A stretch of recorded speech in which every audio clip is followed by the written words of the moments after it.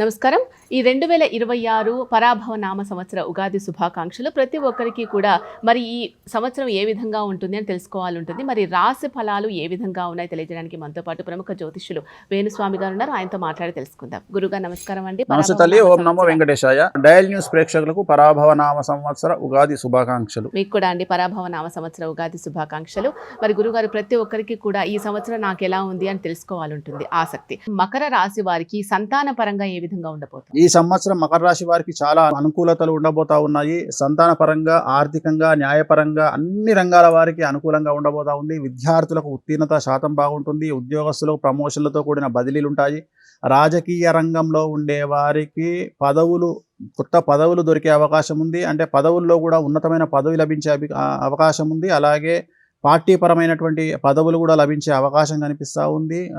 స్త్రీలకు చాలా అన్యోన్య దాంపత్యం సిద్ధించే అవకాశం ఉంది. అవివాహితులకు వివాహ యోగ సూచనలు, సంతానం లేని వారికి సంతాన యోగము, ఉద్యోగం లేని వారికి ఉద్యోగ యోగము. ఈ సంవత్సరం మకర రాశి వారికి పూర్తిగా అనుకూలమైనటువంటి ఫలితాలు ఈ సంవత్సరం ఉండబోతా ఉన్నాయి. వీరికి ఎటువంటి రెమెడీస్ అవసరం లేదు.